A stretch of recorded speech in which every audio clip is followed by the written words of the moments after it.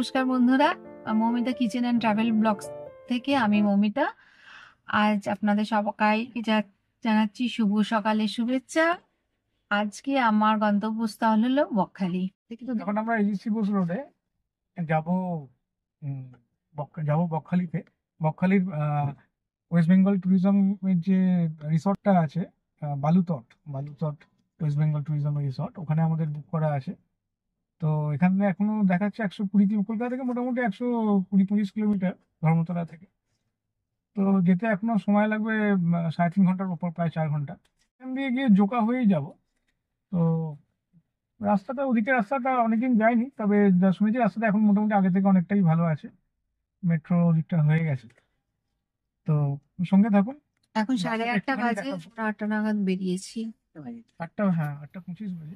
Friends, मेरे channel को subscribe कीजिए और बेल आइकन की जो घंटी है उसे भी प्रेस कर दीजिएगा ताकि आने वाला मेरी जो भी लेटेस्ट वीडियो हो उसका नोटिफिकेशन आपके पास आ जाए। জোকার রাস্তা, আমরা এখন জোকার রাস্তা জাস্ট পেরিয়ে এলাম। রাস্তা যেহেতু শহরের রাস্তা, অফিস টাইম, যথেষ্ট ভিড়, জ্যাম পাবলিকের, প্রচুর গাড়ি, বাইক, বাস, এগুলো তো থাকবেই। তো এমনি রাস্তার কন্ডিশন যে খুব,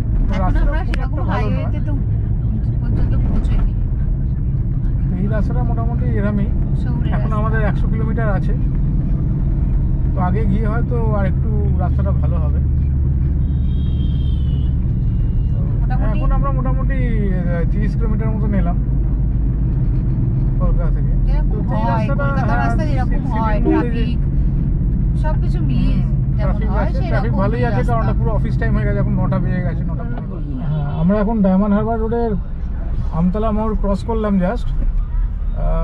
আমতলা মোড়ের দিকেই তো যাচ্ছি। হ্যাঁ, আমতলা মোড়টা ক্রস করলাম। আপনাদের দেখিয়ে দিচ্ছি রাস্তার অবস্থা খুবই খারাপ, কন্ডিশন খুব একটা ভালো না। এদিকে পুরো অটো স্ট্যান্ড এদিকে ভর্তি। রাস্তাটা খুব সরু ন্যারো রাস্তা, তার মধ্যে এসে গেছে ঝাপাং বৃষ্টি। এখানে রাস্তাটা অনেক ভালো, আর আমরা একটুখানি টি ব্রেকের জন্য দাঁড়িয়েছি।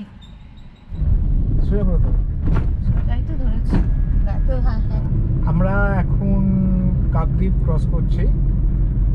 এখান থেকে এখনো 83 কিলোমিটার মতন আছে বালুতট। তো না, কাকদ্বীপ ক্রস করছি না, কাকদ্বীপের দিকে যাচ্ছি। রাস্তাটা খুব একটা ভালো নেই, প্রচণ্ড কনজেস্টেড। আমাদের রাস্তা এখনো 77 কিলোমিটার দেখাচ্ছে জি ম্যাপে। তো এখন যে রাস্তাটা যাচ্ছে এই রাস্তাটা ঠিকঠাক আছে, 2 লেনের রাস্তা, আর 77 কিলোমিটার মতন দেখাচ্ছে। সময় লাগবে গুগল ম্যাপ অনুযায়ী এখনো 1 ঘন্টা 53 মিনিট, মানে অলমোস্ট 2 ঘন্টা। আমরা ঢুকছি বালুতট রিসেপশনে। পার্কিং এরিয়াটা এটাই। কোথায় আমাকে দিয়ে তো ভাবালি, ওকে দিয়ে দিবি, ও ঢুকিয়ে দেবে, চাবি দিয়ে দিবি।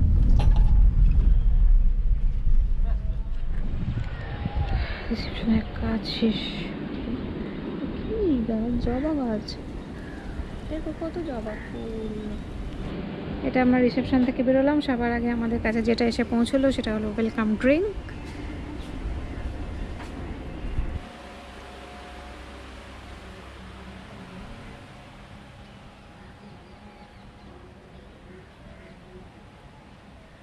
এখন লাগেজ নামাচ্ছি গাড়ি থেকে। একটু ঝিরঝির করে বৃষ্টি হয়ে গেল, যদিও বা আবার রোদ্দুর উঠে গেছে। এই দুটো দিন আশা করবো যে রোদ্দুরটা থাকুক। আমাদের লাগেজ আগে রেখে যাচ্ছি, পিছিয়ে আমরা যাচ্ছি। ভালো করে পড়তে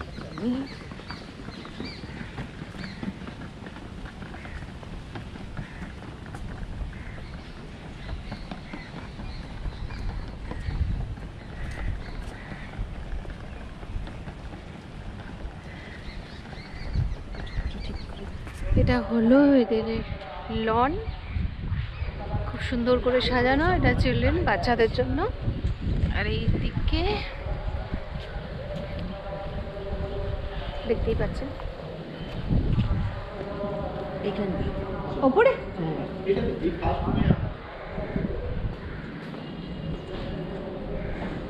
ফার্স্ট ফ্লোরের রুম আমাদের।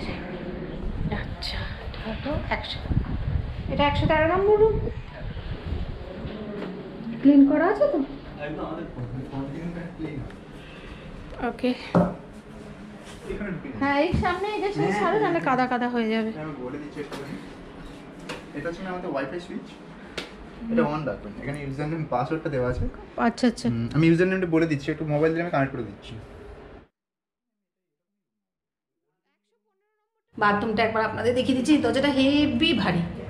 ওই দিকে হচ্ছে শাওয়ারের জায়গা, এদিকে এটা, আর এদিকে বেসিন। এটা আমরা একটা কর্ড নিয়েছি এক্সট্রা, কারণ আমরা 3 জন আছি, তাই জন্য আমরা একটা এক্সট্রা কর্ড নিয়েছি। রুমের ভাড়া হচ্ছে, এখানে আমরা যে রুমটা নিয়েছি এসি স্ট্যান্ডার্ড রুম, রুমের ভাড়া হচ্ছে 3700 টাকা প্লাস জিএসটি। আর একটা এক্সট্রা কর্ড নেওয়ার জন্য আমাদের দিতে হবে 30% বেস প্রাইসের উপর 30%, মানে 3700 টাকার উপর 30% এক্সট্রা। মোটামুটি আমাদের 5000 টাকা করে পার Something ডে হবে। হয়ে যাচ্ছে। তো সমস্ত এতেই দেওয়া হয়, এরকম একটা কিট দিয়ে দেওয়া হয়। আর তার সঙ্গে যা কিছু ছিল, মাজন হেনা তেনা এই সমস্ত কিছু সব আমরা খুলে খেলে বার করে নিয়েছি। এখানে 2টো গ্লাস, কাপ, এই সমস্ত কিছু আছে, কিছু চা পাতা, কফি যেগুলো থাকে সেরকম। এখানে একটা ছোট ফ্রিজ আছে।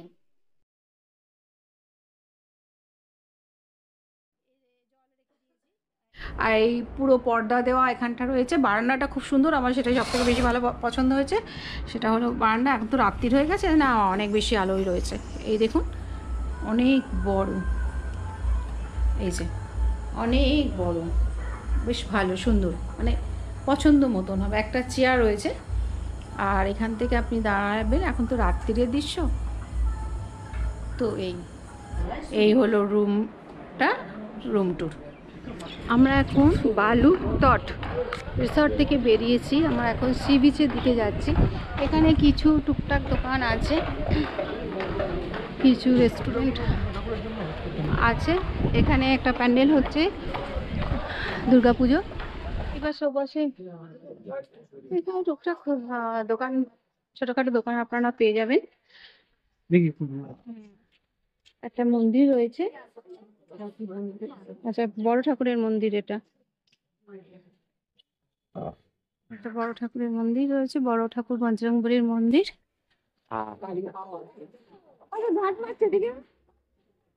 এ দেখুন, এখানে কিছু কিছু দোকান আছে। এই সবগুলো কিসের দোকান? এটা ও গাজা গাজা তিন এসবের দোকান। কিছু এইসব জিনিসপত্র আপনারা কুচকাচ পেয়ে যাবেন।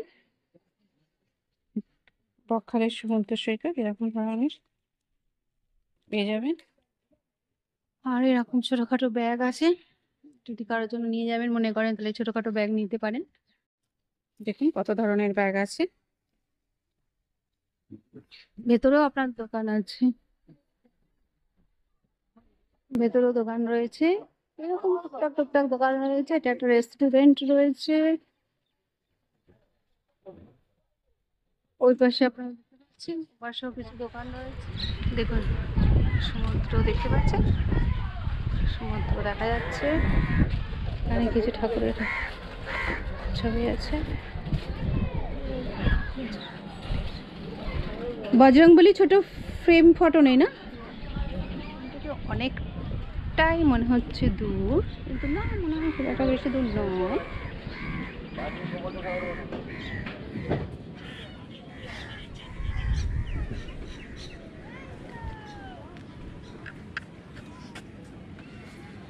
এখানে একটা শ্রী শ্রী গঙ্গা ভগীরথ কপিল মুনি, এখানে একটা ভগবানের মন্দির রয়েছে। অনেক দোকান খোলেনি আজকে, কোনো কারণে খোলেনি, কিংবা পরে খুলবে মেবি। এখন 4:30 4:45 মতনই বাজে, 4:30 4:45 না, এখন 4:40 বাজে। এইসব বাকি দোকানগুলো মনে হচ্ছে পরে খুলে যাবে। তো একটা পুরানো চা আছে, চাউমিন আছে, ভুট্টা আছে, ভেলপুরি। সমুদ্র কই? ওই তাই তো বলছি, সমুদ্রটা অনেক দূর। সামনে খাল খাল হলে জলে পা ডুবিয়ে গিয়ে ওইখানে গেলে ও সমুদ্র এখন অনেক দূরে সমুদ্র, ঠিক আছে। তো এইটাই এতটা এসছি, দেখুন এটা হচ্ছে ভিজে মাটি। হ্যাঁ ভিজে মাটি, এখানে বালির কোনো সিট নেই, বালির কোনো ব্যাপার নেই যে বালিতে পা ঢুকে যাচ্ছে, বালি হয়ে যাচ্ছে, না সেরকম কিছু। ছোট্ট খালের মতন, খালটাকে আমরা পেরিয়ে যাবো। আমি চুরিটা হাতে নিয়ে নিলাম, নিয়ে এটাকে পেরিয়ে যাচ্ছি। এই একটুখানি জল।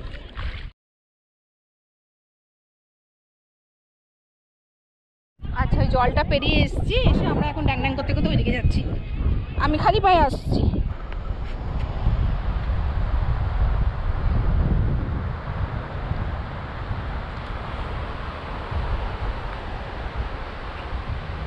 বকখালির সমুদ্র সৈকত অপরূপ লাগবে।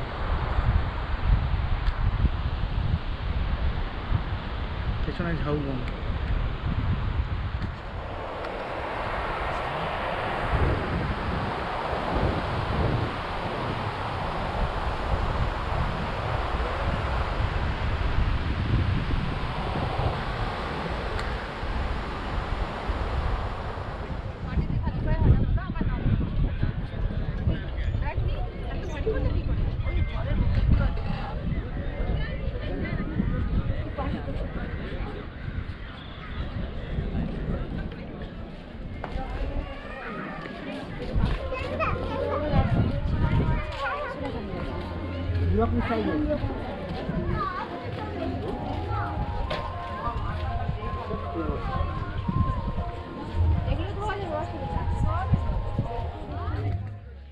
এটা এদের রেস্টুরেন্ট, এখানে ব্রেকফাস্ট লাঞ্চ ডিনার পাওয়া যায়, আর খাবারের কোয়ালিটি খারাপ না, ভালোই।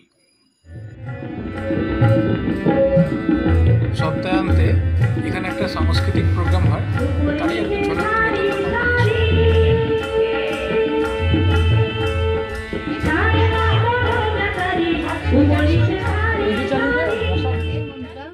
আজকে বকখালির আমাদের দ্বিতীয় দিন। সকাল এখন বাজে হলো আপনার 8:05 বাজে। এখন সকালবেলা বেশ চচ্চরে রোদ্দুর উঠেছে। তো আমরা সকালবেলা এখনো ব্রেকফাস্ট করিনি, বেরিয়ে পড়লাম আর একটা গন্তব্যস্থলের দিকে। আমরা যাচ্ছি এখন হেনরি আইল্যান্ডে। আমরা বেশি বালুতটে, তো ওখান থেকে ওই 7 কিলোমিটার মতন যেতে, আর 10-15 মিনিট মতন লাগে, মিনিট 15 লাগে। ওখানে যাচ্ছি, ওখানে গিয়ে ওই ওটা দেখবো একটু ঝাউবনের আইল্যান্ডটা আছে। ছবিতে যা দেখেছি, যাইনি তো কখনো আগে, গিয়ে দেখছি ওটার জন্যই বেরিয়েছি। ওটা এখন ঘুরে নেবো, নিয়ে আজকে কতটা ঘুরবো জানি না, কারণ রোদটাও ভালো উঠেছে। রোদে কতটা ঘুরতে পারবো। আমরা যাচ্ছি হেনরিজ আইল্যান্ডের কাছে, মোটামুটি এসে গেছি। আর কতটা ঘুরতে পারবো জানি না, খুব রোদ্দুর উঠে গেছে। রোদের তেজ বেড়ে গেছে।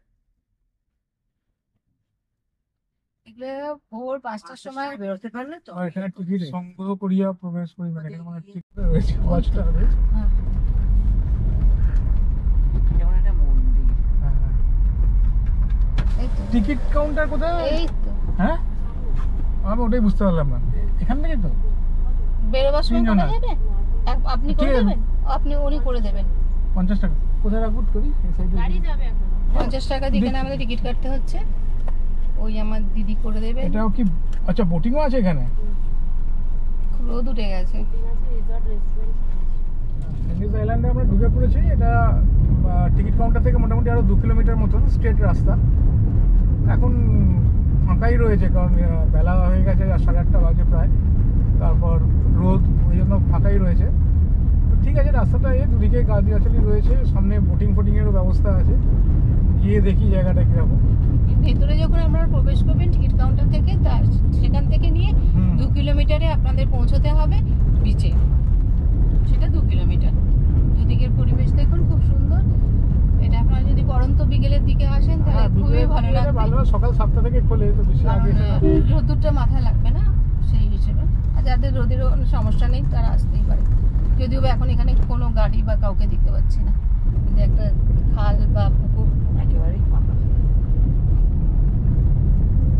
দুধারেই রয়েছে খাল, রাস্তা ভালো। বিপদ এড়িয়ে চলুন, কাঠের পোলে একে একে পারাপার করুন। কাঁকড়া একে একে পারাপার করুন। হ্যাঁ না দেখে নামবে বুঝতে হবে না। এসে আমরা পৌঁছে গেলাম, কিন্তু ওইখানে গাড়ি পার্কিং করলাম। এইটুকুনি এগিয়ে দিয়েছেন, কারণ সে পারমিশন নিয়েছে, কারণ এখানে অ্যালাউ নেই গাড়ি। তো এবার আমাদের এই কাঠের হেটা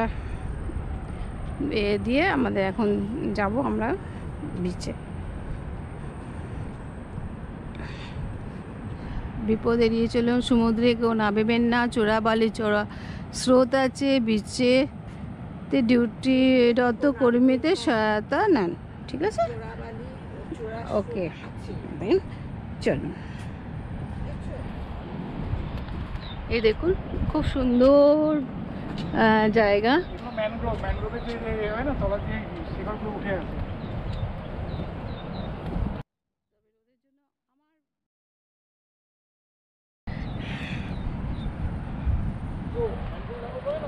শিকড়গুলো ওপর দিকে উঠে আসে। ও আচ্ছা, তাই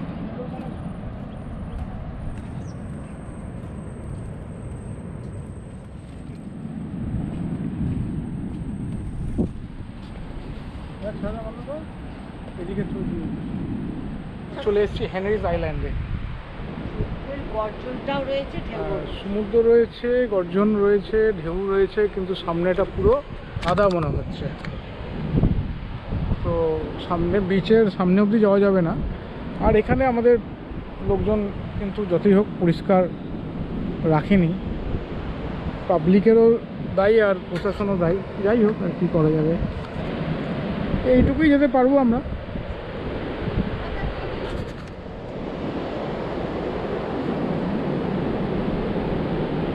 এই হচ্ছে হেনরিজ আইল্যান্ড। জায়গাটা মেনটেন করে রাখলে বেশ সুন্দর দেখতে লাগে। এখানে ম্যানগ্রোভের জঙ্গল, ছোট জঙ্গল, কিন্তু তাও ভালো। হেনরি আইল্যান্ডের ওয়াচটারে আমরা এখন উঠেছি। এখান থেকে ওই ম্যানগ্রোভের জঙ্গলটা দেখা যায়, আর দূরে দেখা যাচ্ছে ওটা সমুদ্র। দূরে আগে দেখা যাচ্ছে ওটা সমুদ্র, আগে সমুদ্র আছে। আর এই হচ্ছে ম্যানগ্রোভের জঙ্গল। এটা হচ্ছে আরেকটা সাইড থেকে ভিউটা। খুব একটা হাইট নয়, এর নিচে আমাদের গাড়ি দাঁড়িয়ে আছে। আর এটা হচ্ছে ওয়াচ টাওয়ারটা, ম্যানগ্রোভের জঙ্গল। এই বিল্ডিংটার 113 নম্বর রুমে আছি। এই দেখুন খুব সুন্দর করে রয়েছে, এর প্রপার্টিটা অনেকটাই বড়, বেশ সাজানো গোছানো সুন্দর। প্রকৃতির মাঝে দু একটা দিন আপনি কলকাতা শহরের ভিড়ভাড় ছেড়ে এসে থাকতেই পারবেন, ভালো লাগবে। বন্ধুরা, আমরা আমাদের বকখালি ভ্রমণের ভিডিওটা এখানেই শেষ করলাম। যদি ভালো লেগে থাকে তাহলে চ্যানেলটা অবশ্যই লাইক করবেন, শেয়ার করবেন, আর চ্যানেলটা সাবস্ক্রাইব করতে ভুলবেন না। ধন্যবাদ।